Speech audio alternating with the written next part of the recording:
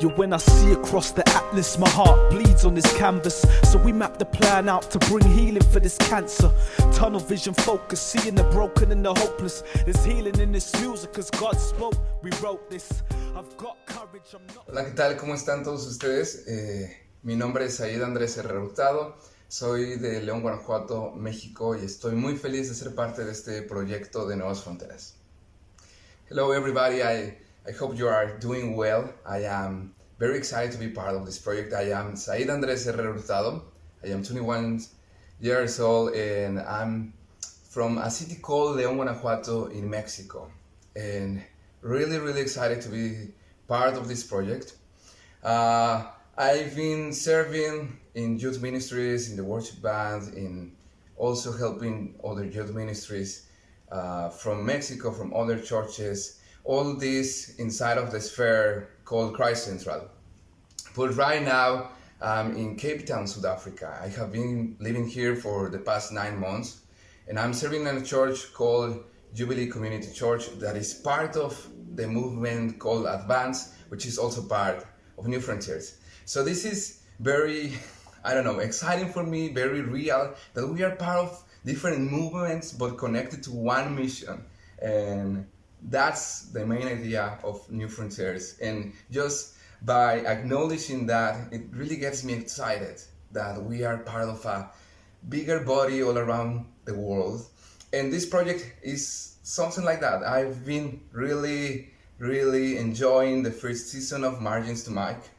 And now I'm glad to be part of the second season. So I hope you can really relate to what I'm going to tell you and that you can understand what I want to express to you today. So my main goal today would be to tell you, to inform you what are the biggest challenges around spreading the gospel in a Mexican society. Also connected to that, I would like to also tell you what are the symptoms, where can you see the problems of Mexico, and these problems are of course correlated to the lack of a good gospel. So why is that so important? Why the gospel is still relevant in a Mexican society that likes to call themselves Christians? And I want to give you a little bit of context of what's the problem. 80% of the people in Mexico call themselves to be Catholic. Then there's another 10% that is the Protestant community. Churches like us, evangelical churches, Reformed churches, Methodist churches, Baptist churches, etc., etc. And there's the other 10% that is either atheist, agnostic, or various other religions. Is it still relevant, the gospel? Is it still important to spread and make an effort to spread the gospel in Mexico if 90% of the community declares to be part of the body of Christ? Because there's a lot of corruption and there's a lot of gangsters. So why the gospel has an impact, really, the Mexican society? Is that the gospel is ineffective in Mexico? And the answer, and I have to be careful on how to say this, but it's yes, the gospel is ineffective here. Why? Because we don't have a pure gospel. And that links me now to explain to you the origins of the problem related to the gospel. So it really hasn't transformed, although so many people would know about Jesus Christ, and they would say that they know Jesus Christ, they wouldn't believe in him or have a relationship with him, which is the biggest difference about knowing about the gospel, knowing about Jesus Christ, but to have a relationship with him. That's the main idea. First of all, Mexico, if you don't know, we are not indigenous and we are not Spanish people. We are the combination, we are the mixture that happens to be when you mix a Spanish people with indigenous people from America. So we are not 100% indigenous, we are not 100% Spanish people. And the story goes like this, that the Spanish people came to America, they conquered what it used to be an empire, an indigenous empire. And something that they do is to preach the gospel. The Catholic people coming from Spain were preaching the gospel. What was the case is that they adapted the gospel to the indigenous society. They didn't contextualize, they adapted the gospel. So now we have been talking about contextualization and adaptation. So what are the differences? I'm gonna give you some examples of what was the adaptation of the gospel to the indigenous society.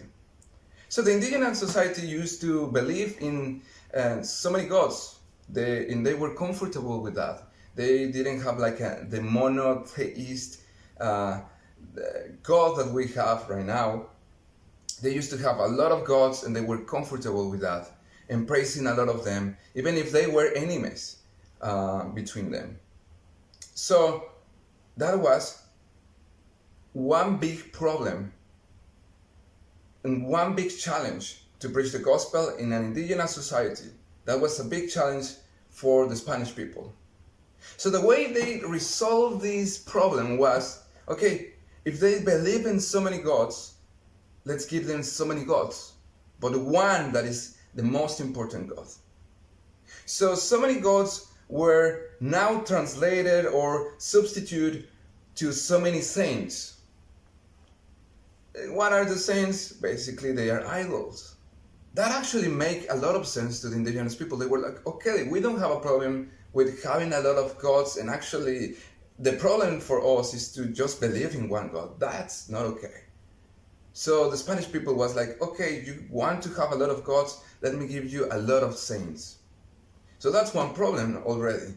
That's adaptation. That is not contextualization. Because if you read in the Bible, you will never find out that saints can help you to be more godly.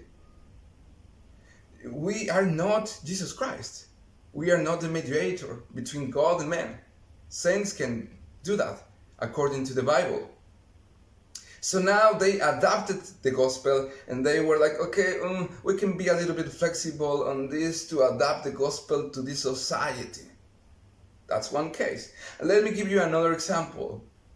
The indigenous people used to praise one goddess, and her name is Mother of Everything. Does that sound familiar to you?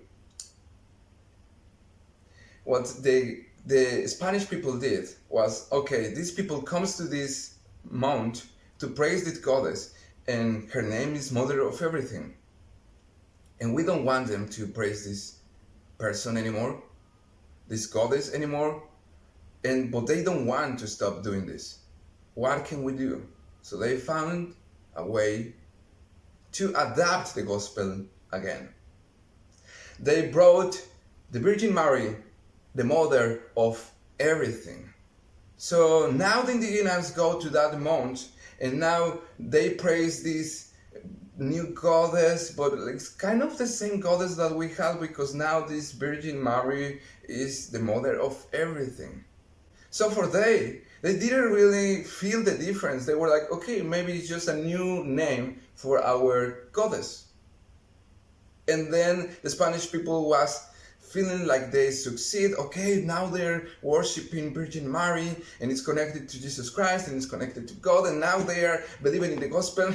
But in reality, what was happening for the indigenous were like, okay, we are just changing the name of our goddess, but we are not convinced that this is another goddess.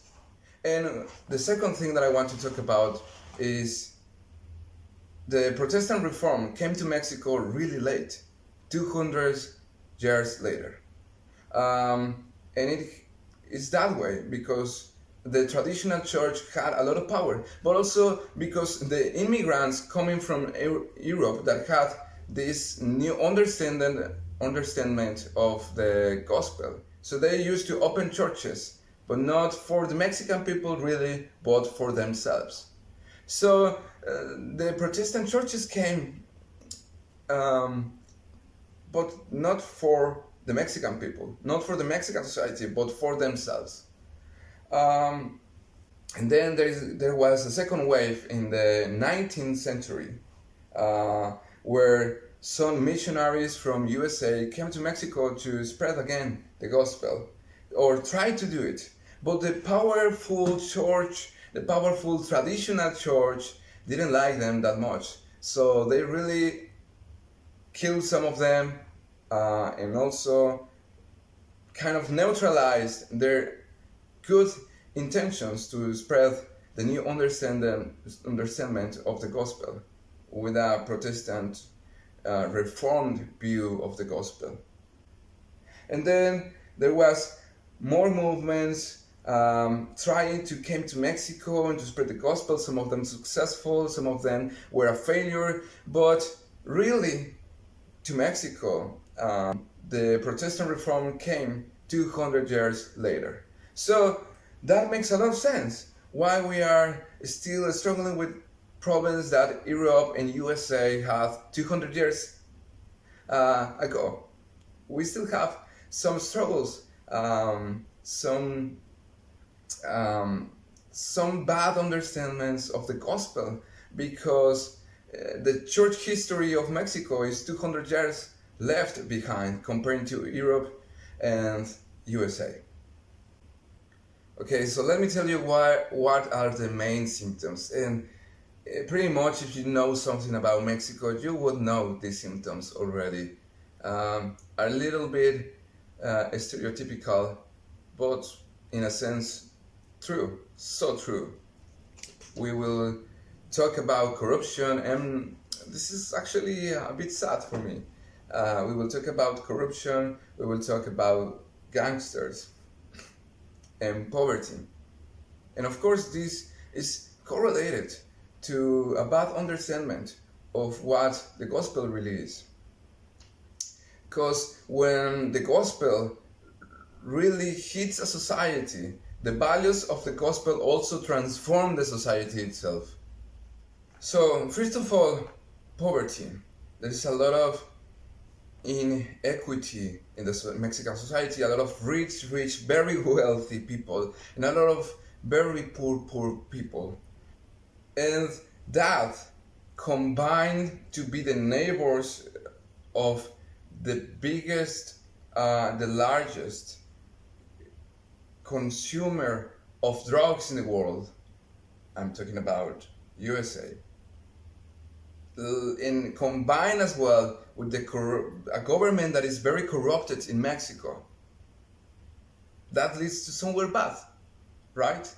That leads to gangsters, people that is poor, that of course doesn't want to be poor. That's not the way that people should be living. But also that looks at the government, and the government is very corrupted, and it's taking the money that should be for the Mexican society, leads to a lot of insecurity, to a lot of even lack of faith. Because in a country where everybody believes in God and there's a lot of insecurity, you are like, well, maybe we should put our faith in other places. Well, maybe God was never real.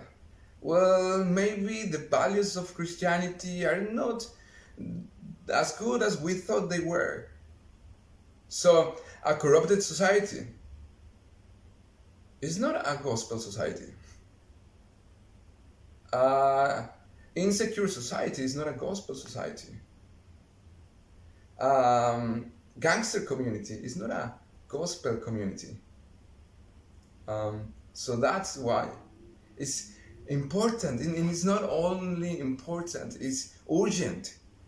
There's an emergency to spread the gospel in Mexico, and of course all around the world, but in Mexico we need to spread the gospel again. We need to re-evangelize Mexico, because even though we can say, yes, we believe in the gospel, people really doesn't understand it. They have a poor view of the gospel. They have a messed up view of the gospel because the way it was preached in Mexico and also the way it's lived in Mexico. The problem in Mexico could be illustrated this way. We have been vaccinated with a poor version of the gospel, just as a vaccine. A vaccine is a poor version of a virus, just that your body can have a little bit of comprehension of what's that virus, but it's not the virus. It's not the complete virus. It's not the real virus that is very strong and that can really transform your body. Of course, in a negative way, but like if we compare that virus with the gospel transformed in a positive way, and it's really strong. It's a virus that is really strong. So what happened in the Mexican society is that we have been vaccinated with a poor version of the gospel. So everybody would say, yes, I have my vaccine. I have my gospel vaccine. And the problem is that when they see the real gospel coming, the real virus coming, they have a bad understanding of the gospel, which actually, instead of helping, making them reject the pure gospel.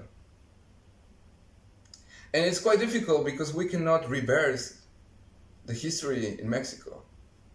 It would be actually easier that everybody in Mexico doesn't even know about Jesus Christ. That would be easy. That would be like a blank page to work from scratch, to spread the gospel as very good news. But now it's quite difficult because they already have an understanding of what's the gospel, and it's a really messed up understanding. They have a vaccine that is not allowing them to really be affected by the virus that is the gospel, the good news of Jesus Christ. So that's, in a very short summarize, what is happening in Mexico. What's the problem related to the gospel? What are the origins of this problem? And what are the symptoms? And I would like to end up in prayer, because we really have a challenge. And I know that so many countries have their own challenge. But yeah, in Mexico we have a hectic challenge related to gospel and to spread the gospel. That only the church, only Jesus Christ, only the Spirit through the church can transform this nation. Which is really a necessity of transformation from all levels of society. So, dear Father, thank you so much that we can be part of a community all around the world through Newfrontiers in the various and diverse spheres in Africa, in America, in Asia, all around the world. It's just amazing that. And we, as Newfrontiers, we are just a representation of what is the full and whole body of the church. Through history, through time, through a lot of borders and frontiers, we are your body. And we want to spread the gospel all around the world. But I just want to pray specifically for Mexico. Thank you that you have put us there for good reason. You want Mexican people in heaven, and that's amazing. But I just pray that we can find new and fresh ways to spread the gospel to people that already know about you, but they don't really have a relationship with you. I pray for my friends and the people that is still not my friends, but I will get to know in the future, some colleagues from Newfrontiers all around the world. I pray for the people is going to be also part of this second season of Margins to Mike, that you will help them in their context to contextualize the gospel, not to adapt the gospel, but to contextualize it and put the flavor that the country needs, but still maintaining the purity of the gospel. We are the salt and the light of the world. Amen. Thank you so much for the opportunity of being part of this project. It really has been a whole experience to me, getting to reflect about my society, researching a little bit, and also I'm very keen and very excited to get to know more about your societies.